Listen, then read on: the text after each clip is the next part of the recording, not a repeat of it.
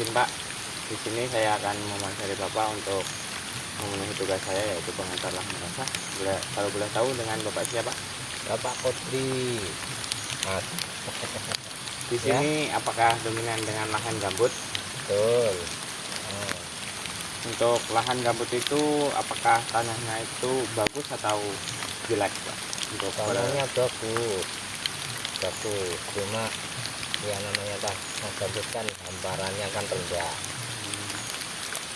Untuk tanaman ini kan tanaman lahan untuk pertanian pohon karet. Untuk pengelolaannya itu gimana? Harus ditabur dulu, ditinggikan, dijalur, baru ditanam. Untuk kendala air sendiri itu bagaimana Pak? Kalau air tuh kalau musim hujan seperti ini ya banjir. Tetapi kalau musim kering itu pertumbuhannya bagus. Untuk pemupukan ini jarang dipupuk Pak. Masalahnya kalau posisi banjir sini nggak bisa dipupuk, larut. Berarti kendalanya air itu sangat besar ya buat pertanian pohon karet. Ya masalahnya posisi pasang surut kalau di musim hujan seperti ini. Kalau musim kemarau ya pemupukan itu bagus, hanya air itu nggak mau genang. Untuk supaya getahnya deras itu pengelolaannya gimana Pak? Harus dipupuk sebenarnya, ya harus dipupuk. Terus tambahan apalagi obat-obatan kah, obat oles itu atau? Nah kalau sekarang ini banyak kan ada obat oles ini untuk memperbanyak penghasilan tuh dioles. Tapi kalau kekeringan ya karetnya mati, bisa kering. Berarti ada efek sampingnya untuk? Ada efek sampingnya, harus pupuk sebenarnya yang bagus itu.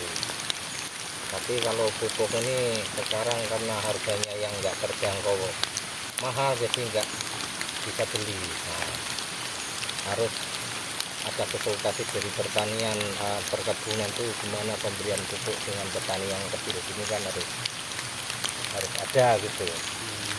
Kalau mengandalkan beli udah mahal, kadang subsidinya nggak kebagian. Untuk setelah penyadapannya itu sehari itu berapa kali? Ya kalau karetnya banyak tuh ya sekali satu hari, sehari. Kalau karetnya yang sedikit ya bisa hari-hari Om. Berarti kalau sehari 3 kali itu misalnya kan sehari 3 kali, siang, pagi atau siang atau sore ya itu? nggak bisa, karetnya mati. Bisa terus tuh bisa, tapi ya nggak tahan lama lah, paling ya 1 tahun 2 tahun karetnya mati. Ya paling ya pagi itu aja kalau kita nggak bisa digoreng sehari 3 kali atau 2 kali, itu kan terlalu memerat pohon karet. Untuk pemanennya sendiri itu berapa bulan sekali Pemanennya kalau di daerah gambut ini paling ya setengah bulan, 1 bulan gitu, bisa dijual atau dipanen.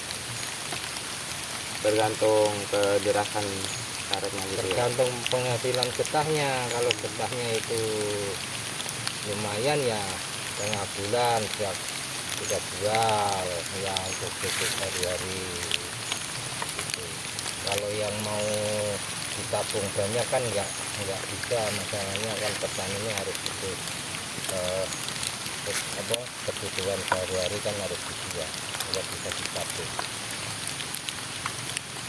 Terus untuk harganya sendiri itu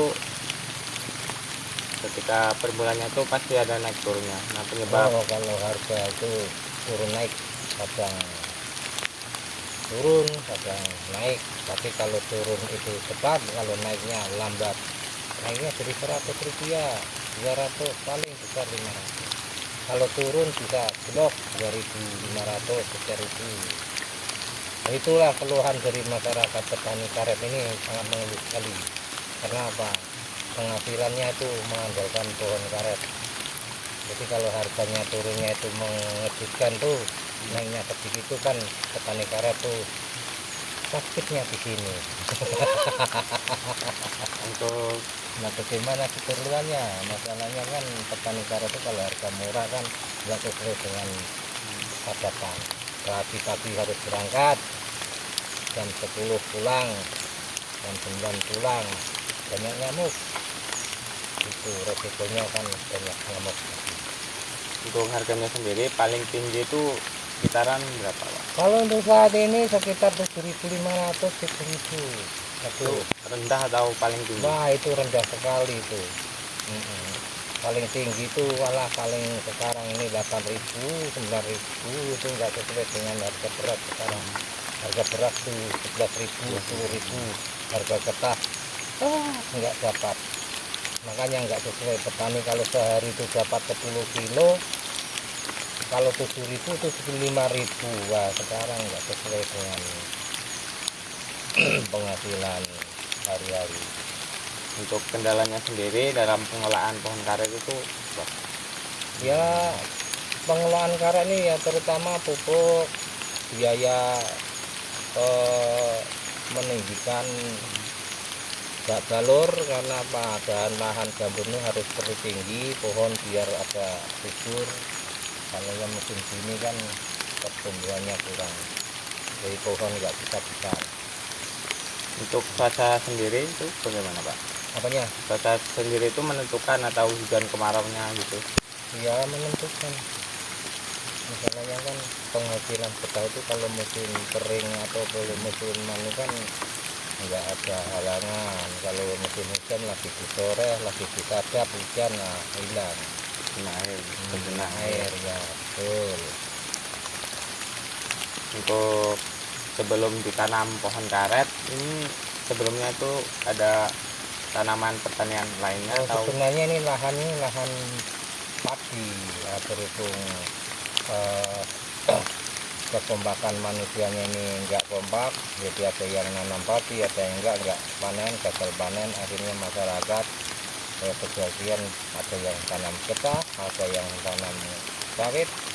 Nah, jadi padinya itu enggak bisa nanam karena apa?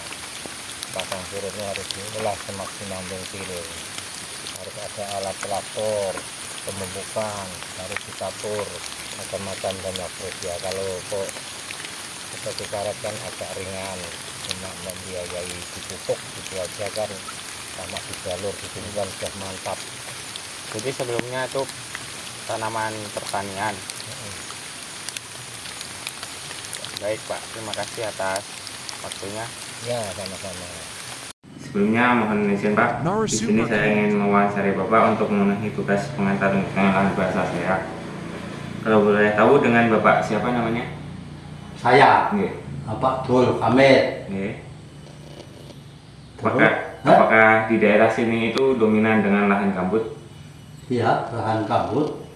Ya, terus faktor apa sajakah yang dapat mengakibatkan kerusakan pada lahan gambut? Faktor Yang utama, nggih, ya. kerusakannya di sini tuh lahan tuh kalau tanam padi lahan tikus. Terus kalau sawit dan karet itu? Kalau sawit ya itu airnya dalam. Terus kalau karet? Kalau karet ya sama dengan air itu. Berarti air lah yang paling utama. Nah, air. Bagaimana cara pengelolaan lahan gambut yang baik dan benar? Yang baik yang benar ya digali, bikinkan saluran pembuangan air, itu yang banyak. Sawit juga seperti itu Pak? Hah? Sawit, kalaunya sawit? Ya sama, harus banyak lahan pembuangan air.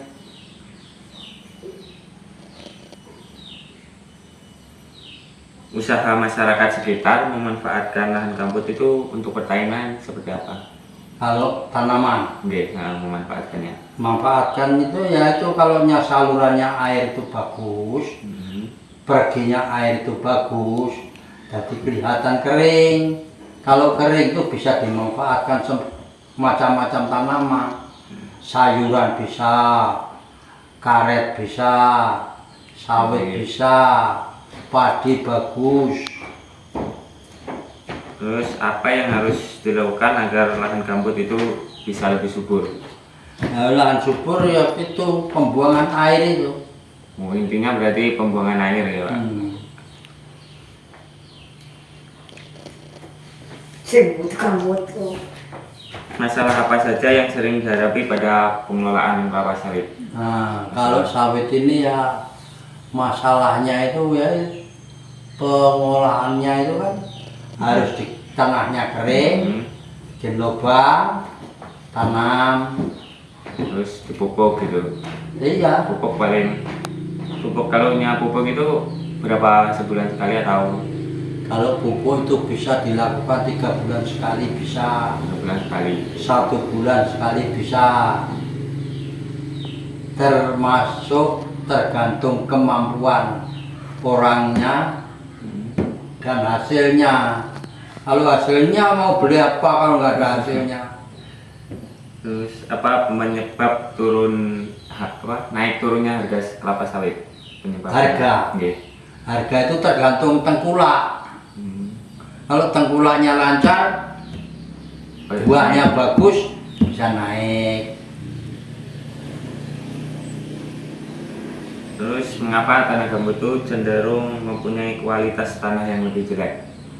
Nah, yang lebih jelek itu kalau lahan itu apa? Jorok, banyak rumput atau tanaman-tanaman yang liar ya kurang bagus.